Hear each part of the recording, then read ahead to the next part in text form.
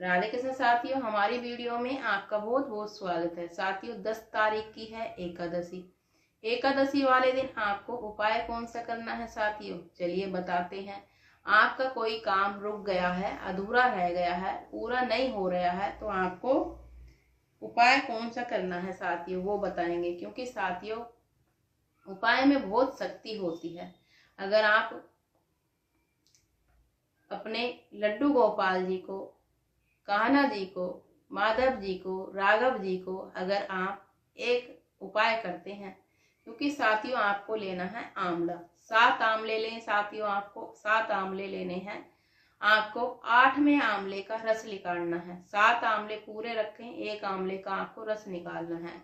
तो आपको लड्डू गोपाल जी को एकादशी के दिन निलाना है आंवले के रस में, और आपको दही से, आंवले के रस से, दूध से निलाना है और राधे राधे आपको रटते जाना है। जब आप स्नान करवाएंगे अपने लड्डू गोपाल जी को तो राधे राधे रटते जाएं। फिर साथियों आपको जो 7 आपने आंवले लिए हैं, तो आपको जो भी आपकी मनोकामना है वो आंवले आपको चढ़ा देने हैं। 7 आंवले अपनी मनोकामना बोलकर। बच्चों की शादी नहीं हो रही है तो आपको उन पर आपको केसर का तिलक लगा लगा कर आपको चढ़ाते जाना है। कान्हा जी को चढ़ाते जाएं। एक कटोरी रख लें, कटोरी में आपको चढ़ाते जाना है। जितना भी आपकी मनोकामना है, हर एक आंवले के साथ एक मनोकामना बोलते जाएं और चढ़ाते जाएं। देखना आपकी मनोकामना अवश्य पूरी होती है। पर ये उपाय आपको बताना नहीं है किसी को भी। बच्चे पढ़ाई में कमजोर हैं तो भी आप बोल सकते हैं। आपकी तरक्की नहीं हो रही है तो भी आप बोल सकते हैं। आपके घर में कलेश होते हैं तो भी एक आंवला चढ़ाते हुए बोल सकते हैं। आपके बच्चों की शादी में रुकावट आ रही है तब भी आप बोल सकते हैं। बच्चों की शादी हो गई है, बच्चे नहीं है, तो आप बच्चों की भी मनोकामना करके बोल सकते हैं। आपको 7 आंवले चढ़ाने हैं टोटल, और 7 तरह की आप मनोकामना बोल सकते हैं। कहते हैं साथियों आंवले तो 7 हैं, पर भगवान जी आपको खूब देते हैं।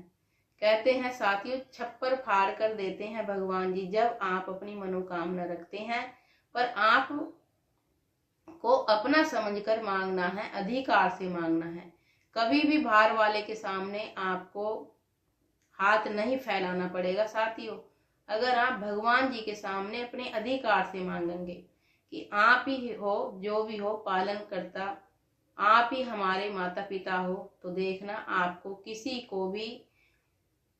किसी के भी सामने हाथ फैलाने की जरूरत नहीं पड़ेगी। तो आपको साथियों एकादशी के दिन अखंड दीपक जलाना है।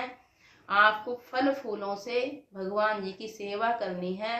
राधा रानी का नाम रटना है। क्योंकि साथियों जब आप राधे राधे राधे राधे रटेंगे तो आपको कोई भी आपको हरा नहीं सकता। क्योंकि राधा रानी जी का नाम आप लेकर देखें, मन में ऐसे रट्टा लगा दें कि जैसे आपकी घर के जैसे माता होती है ना, माता की आप सेवा करते हैं, वैसे ही राधा रानी की सेवा करके देखिए। देखना आपको कभी भी किसी चीज की कमी नहीं होगी। आप करेंगे तो आपको बहुत ही अधिक लाभ होता है। आपको व्रत भी करना है साथियों। एकादशी का आंवला एकादशी है, आप इस दिन व्रत रखें और आप थोड़ा सा मौन भी रखें। क्योंकि आपको किसी की बुराई नहीं करनी है। आप बोलें पर कम बोलें, तो आपको मौन रखकर ये व्रत रखना है।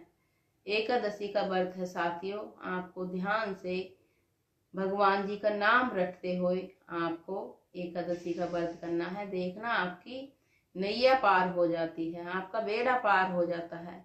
आपके चेहरे पर इतनी चमक आती है, आपको कोई क्रीम पाउडर लगाने की जरूरत नहीं पड़ेगी।